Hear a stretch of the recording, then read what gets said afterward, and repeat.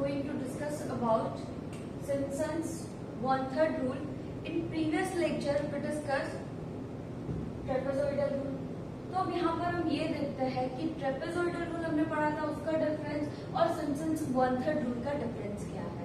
तो Simpson's one third rule जो है f of x dx integration x0 to x0 plus nh, जो same हमारा ट्रेपेजोइडल रूल था. अब h/3 वहां पर था h/2, यहाँ पर सिम्पसन्स वन-थर्ड अप्लाई कर रहे हैं, इसके लिए इसका फॉर्मूला क्या बन रहा है h/3 y0 प्लस yn. हम ट्रेपेजोइडल का फॉर्मूला देखें.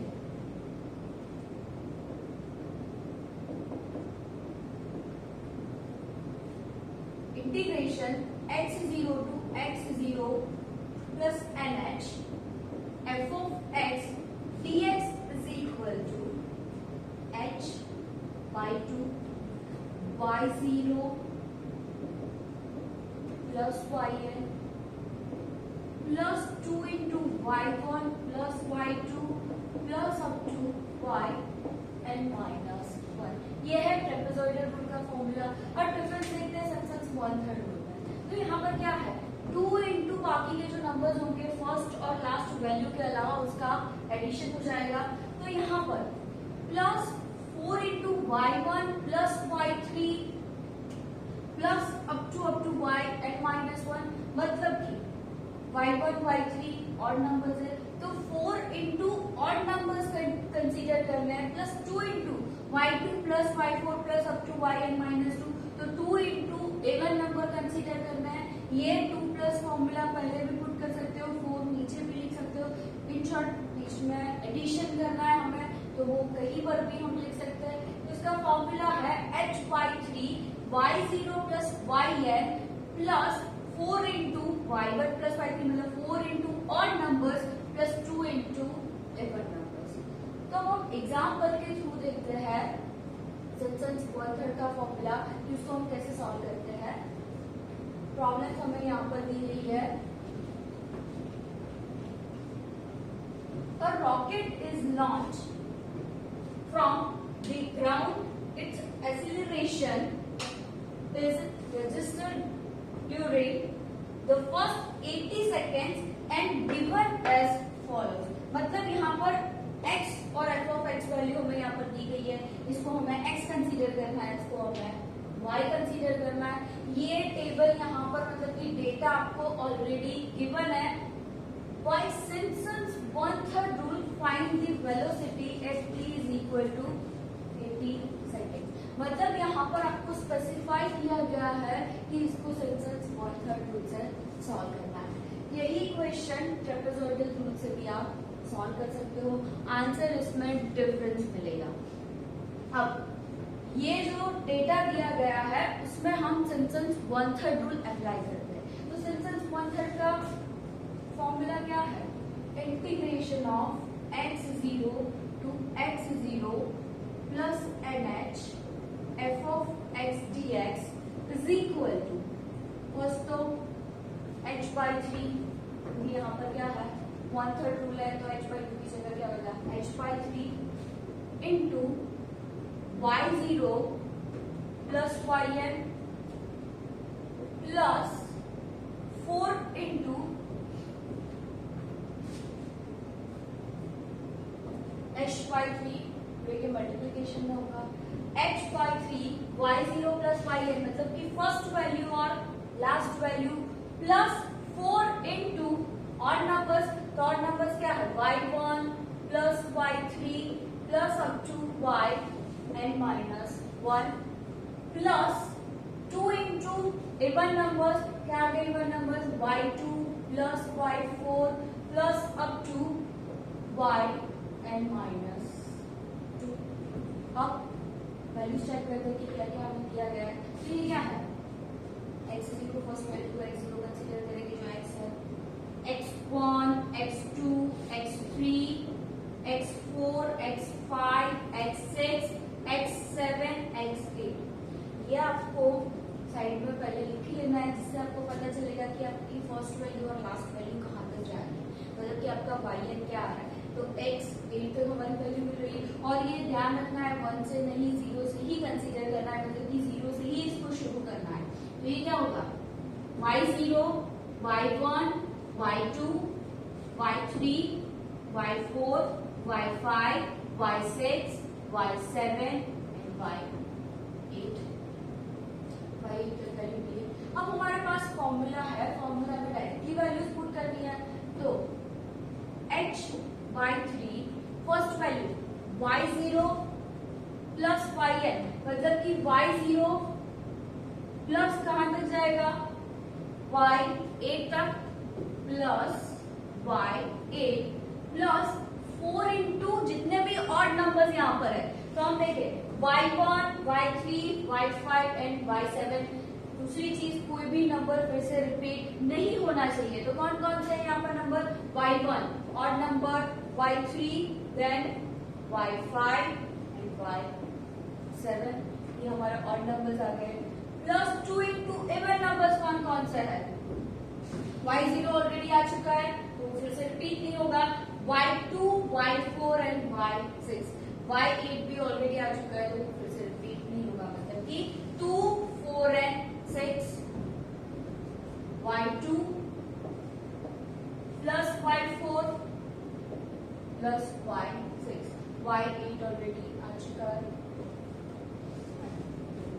अब यहाँ पर हमें ये चेक करना है कि h क्या है। h मतलब क्या है, विड्थ ऑफ द इंटरवल। यहाँ पर लिख सकते हैं let x is equal to, first हमारी x0 जो है, x0 हमें यहाँ पर क्या दिया गया है, 0 दिया गया है, मतलब कि a की वैल्यू हम लिखे x0 की जगह हम a भी कंसीडर कर सकते हैं इसको। a is equal to 0 and b is equal to 80। और h मतलब कि विड्थ ऑफ द इंटरवल, इसका डिफरेंस क्या आ रहा है वो हमें देखना है। फिर से रिपीट कर रही हूँ, विड्थ ऑफ द इंटरवल हर एक में सेम ही होगी, वो डिफरेंस नहीं होगा। अगर width of the interval same नहीं हुई तो आप एग्जांपल के मेथड से सॉल्व कर ही नहीं सकते। तो यहाँ पर width of the interval same होना चाहिए। तो कितना डिफरेंस है, 10-10 का डिफरेंस है, आप देख रहे हो 10, 20, 30, 40, 50, ये भी 0 में 10 ऐड करो 10, 10 में 10 ऐड करो 20, तो आप देख सकते हो वहां तक 80 है, मतलब कि डिफरेंस कितना है 10 का। h इज इक्वल टू 10, मतलब कि विड्थ ऑफ द इंटरवल में कितना मिल रहा है, 10 मिल रहा है। तो h की value 10 by 3, y0 plus y8, y0 की वैल्यू क्या है 30 plus y8 50.67, 30 plus 50.67 plus 4 into odd numbers. Formula ये पहले लिखना ही पड़ेगा तो ही आपको आगे समझ में आएगा कि आपको कौन कौन सी वैल्यू कंसीडर करनी है। y1 की वैल्यू है 31.63 प्लस y3 हमें दिया है 35.47 प्लस y5 की वैल्यू है 40.33 प्लस y7 की वैल्यू है 46.69। तो ये क्या हुआ, 4 इंटू ऑड नंबर्स का एडिशन कर दिया plus 2 into even numbers. y2 33.34 plus y4 दिया 37.75, y6 43.25,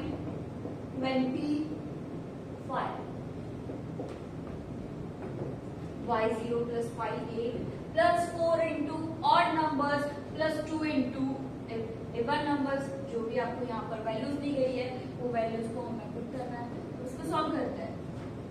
तो पहले 10 by 3 एज इट इज रखते हैं, 30 प्लस 50.67, इसका आंसर मिल रहा है 80.67।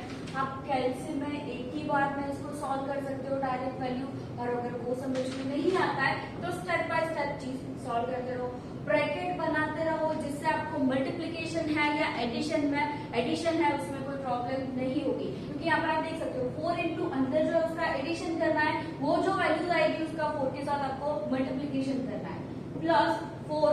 मैं यहाँ पर आपको स्टेप बाय स्टेप चीजें समझा रही हूँ जिससे आपको इजीली समझ में आएगा, बाकी आप कैलसी में एक ही बार में रख के भी आंसर लिख सकते हो। प्लस 4 इंटू इन चारों का एडिशन करते हैं, इसका आंसर मिल रहा है 154.12 प्लस 2 इंटू इवन नंबर्स, इसका एडिशन है 114.34। मैंने सब इसका एडिशन किया, अभी 2 से मल्टीप्लाई करना बाकी है, यहाँ पर 4 से मल्टीप्लाई करना बाकी है, is equal to 10/3 80.67 as it is रखते हैं, प्लस 4 इंटू इसका मल्टीप्लीकेशन करते हैं, इसका आंसर मिल रहा है 616.48 प्लस 2 इंटू 114.34 228.68। अब इन तीनों का पहले एडिशन कर देते हैं, 10/3 80.67 प्लस 616.48 प्लस 228.68, इसका आंसर आ रहा है 925.80।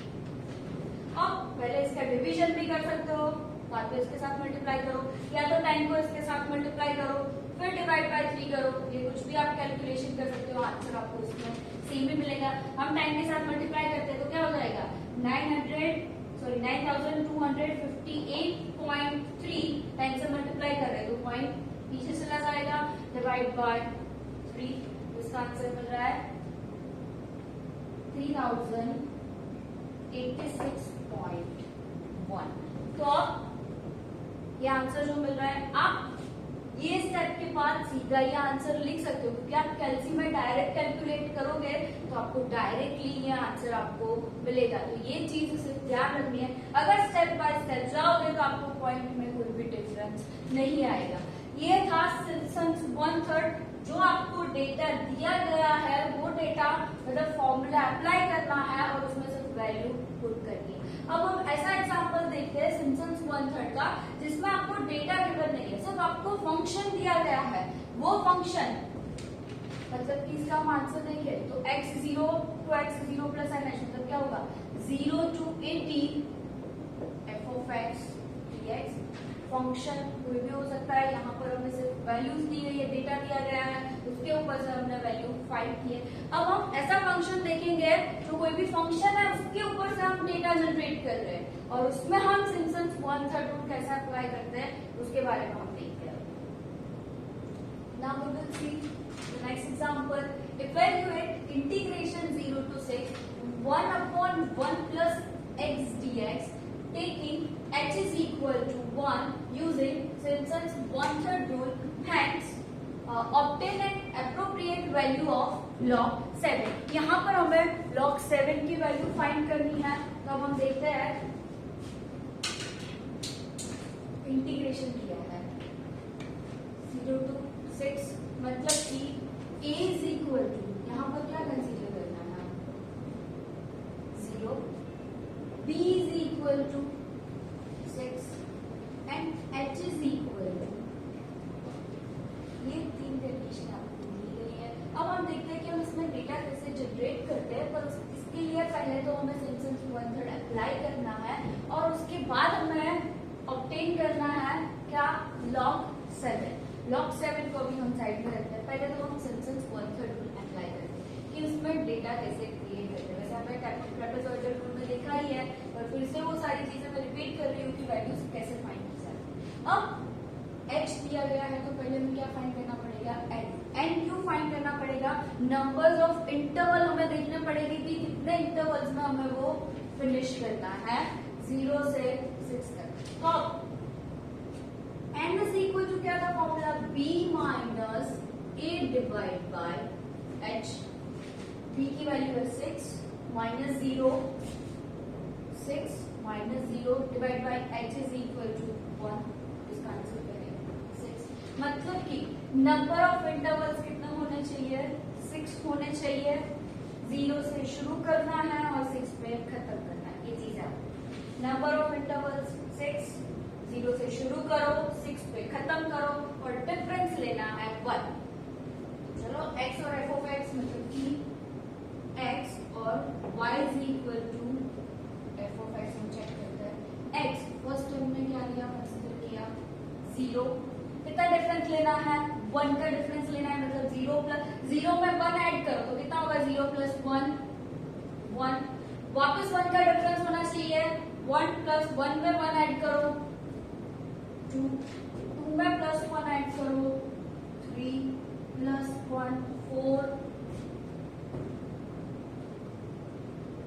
1 2 3 4 5 एंड 6 तक खत्म करेगा। अब ये चेक करते हैं कि नंबर ऑफ इंटरवल्स मिलेगा कि नहीं। 1 2 3 4 5 एंड 6 हो गए नंबर ऑफ इंटरवल्स। 0 से शुरू किया और 6 पे। अब y is equal to f of x, तो पहले हमारा f ऑफ x क्या है वो हमें चेक करना चाहिए। f of x is equal to जो हमें क्वेश्चन में फाइंड करने के लिए बोला है, क्या है, फंक्शन। इंटीग्रेशन कंसीडर नहीं करना है, अंदर जो है ये हमारा फंक्शन है। तो फंक्शन क्या हुआ, 1/1 प्लस x, 1/1 प्लस x। तो हम क्या करेंगे, फंक्शन में x की वैल्यू चेंज करते रहेंगे। क्या चेंज करते रहेंगे, तो पहले 0 पुट करेंगे, फिर x की वैल्यू 1 पुट करेंगे, फिर 2 पुट करेंगे, फिर 3 4 5 और 6। तो वैसे ही हमें y की वैल्यू मिल जाएगी। चलो पहले 1/1 प्लस x मतलब कि 1/1 प्लस 0। आंसर क्या होगा यहाँ पर हमारा 1। 1/1 प्लस 1 पुट करते हैं x की जगह, तो 1/1 प्लस 1 तो 2 हो जाएगा। 1 डिवाइड बाई 2 मतलब कि 0.5। वैसे ही 1/1 प्लस 2 मतलब कि नीचे 3 हो जाएगा डिनोमिनेटर में।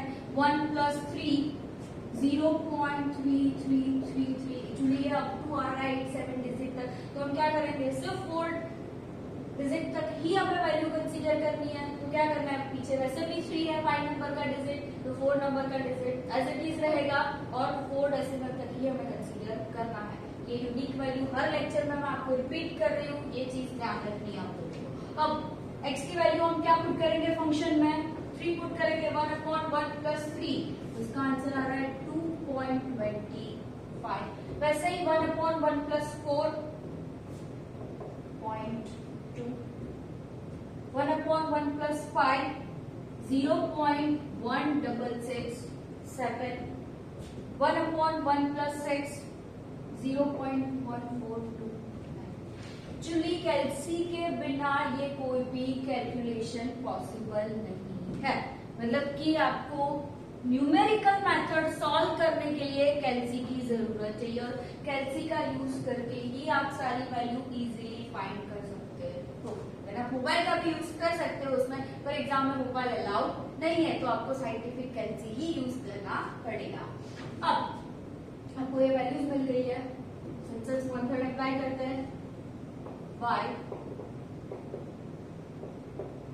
Since 1/3 rule, integration 0 to 6 1/1 plus x dx is equal to first value h/3 y0 plus yn plus 4 into odd numbers y1 plus y2 plus up to yn minus 1 plus 2 into even numbers y2 plus y4 yn minus 2। मतलब कि क्या हो गया, y0 plus yn 4 into odd numbers मतलब कि y1 sorry यहाँ पर 3 आएगा plus y3 plus up to yn minus 1 plus 2 into even numbers y2 plus y4 plus y6 up to yn minus 2। तो अब पहले तो हमें ये चेक करना पड़ेगा कि यहाँ पर वैल्यू कहाँ दिखती है। तो ये क्या है, x0 x1। ये हर बार आप ऐसा हो तो पेंसिल से साइड में लिख ही देना, जिससे आपको कैलकुलेशन में प्रॉब्लम नहीं होगी कि कौन सी वैल्यू, मतलब कि सपोज y3 तो यहाँ पर y3 क्या अगर आपने पहले से डिफाइन किया होगा तो आप इजीली उसकी वैल्यू लिख सकते हो। x1, x2, x3, x4, x5 and x6। वैसे ही है y0, y1, y2, y3, y4, y5 and y6। h by 3 h। चलो पहले फॉर्मूला लिख लेते हैं क्या होगा। फॉर्मूला यहाँ पर कहाँ तक वैल्यू जाएगी। फर्स्ट y0 प्लस yn मतलब कि y6 plus y6 plus 4 into जितने भी ऑड नंबर्स है तो कौन से है y1, y3 and y5। y1 plus y3 plus y5 plus 2 into जितने भी इवन नंबर है। y0 ऑलरेडी आ चुका है तो इसको हम रिपीट नहीं करेंगे। y2, y4, y6 भी ऑलरेडी आ चुका है तो उसको दोबारा रिपीट नहीं करेंगे। तो दो ही इवन नंबर्स मिले यहाँ पर y2 and y4। y2 plus y4। चलो तो फिर वैल्यूज पुट करते हैं। h इज इक्वल टू जो क्वेश्चन में ऑलरेडी हमें गिवन था h is equal to 1/3 y0 plus y6। y0 की value 1 plus y6 0.1429 plus 4 into y1 plus y3 plus y5। y1 0.5 plus y3 0.25 plus y5 0.1667 plus 2 into even numbers y2 0.3333 plus y4 point।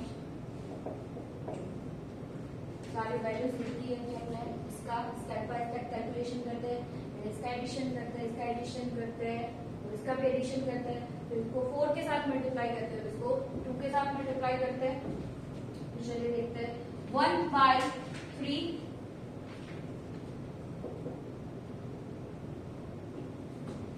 Integration 0 to 6 1/1 plus x dx is equal to h by 3 मतलब कि 1/3 का answer है 0.4 times 3 मतलब कि आगे भी 5 number digit 3 है उसको डायरेक्टली हम 3 डेसिमल तक कंसीडर करेंगे इनटू 1 प्लस 0.1429 इसका आंसर है 1.1429 प्लस 4 एज इट इज रहने देते हैं इनटू 0.5 प्लस 0.25 प्लस 0.1667 का आंसर है 0.9167 plus 2 into 0.4 times 3 plus 0.2 0.5 3 times 2 values मतलब कैलकुलेशन जो एडिशन किया था उसका आंसर लिखा। Then next 0.333 as it is 1.1429 as it is plus 4 into 0.9167 इसका आंसर है 3.6668 प्लस 2 इंटू 0.533 1.0666 इज इक्वल इन तीनों का एडिशन कर दे तो इसको 0.4 टाइम्स 3 के साथ मल्टीप्लाई कर देते हैं। इसका एडिशन का आंसर मिल रहा है 5.8763। आप देख रहे हो मैं हर जगह पर सिर्फ 4 डेसिमल ही कंसीडर करके चल रही हूँ।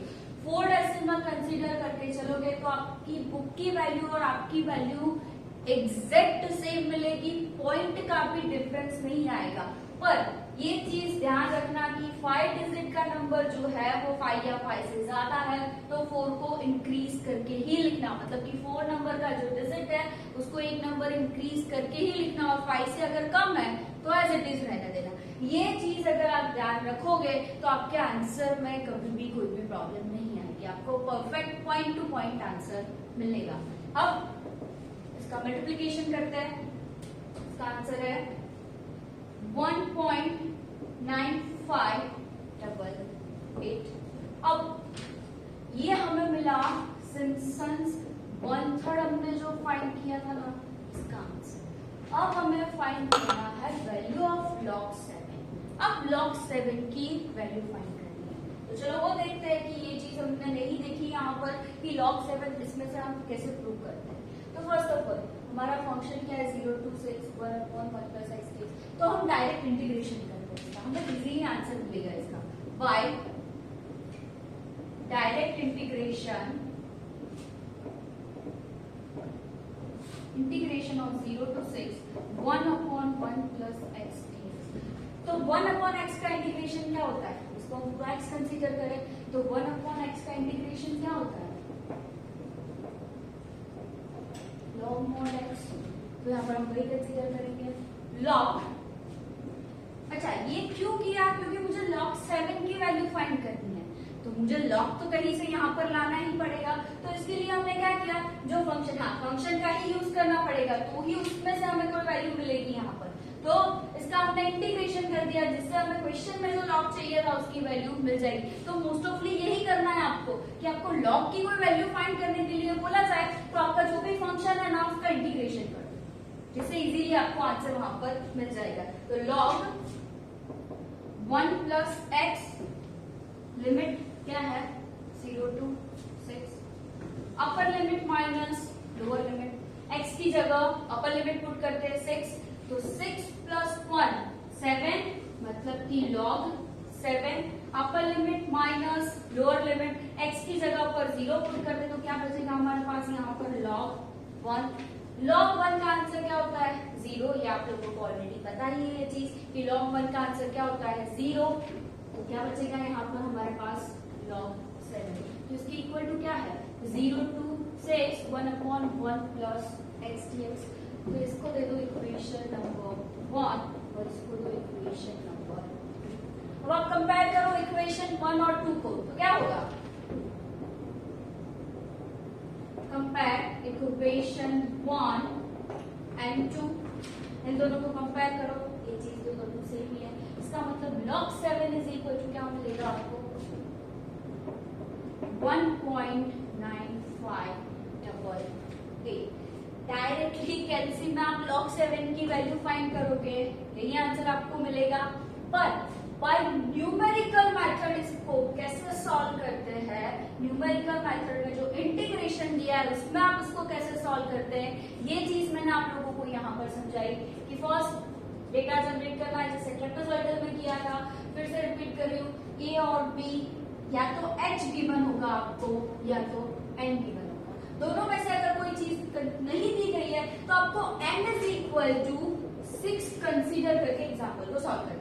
अगर n आपके पास है तो आप h इजीली फाइंड कर सकते हो, तो n इज इक्वल टू 6 लेके आपको क्वेश्चन को सॉल्व कर देना। यहाँ पर h दिया था तो n इज इक्वल टू 6 मिल गया, 6 इंटरवल्स दिए, फंक्शन में वैल्यू पुट की तो आपको f of x मिल गया, सिम्पसन्स मेथड का फॉर्मूला अप्लाई किया। इसके बाद मैं डायरेक्टली ये आंसर लिख सकती हूँ, उसमें कोई गलत चीज नहीं है। मैंने सिर्फ आप लोगों को स्टेप बाय स्टेप चीजें समझाई कि जिससे आपका कैलकुलेशन इजी हो जाए। अगर आप कैलकुलेट करने भी बैठो तो उसमें आपको कोई प्रॉब्लम नहीं आए कि ये परफेक्ट आंसर ऐसा कैसे आया उसके लिए। और उसके ऊपर से आपको लॉग फाइंड करना है, तो लॉग के लिए जो भी फंक्शन दिया है उसका सीधा इंटीग्रेशन कर दो, तो वैसे ही आपका उसका आंसर मिल जाएगा। आई होप आप लोगों को समझ में आया होगा। Thank you so much, have a nice day.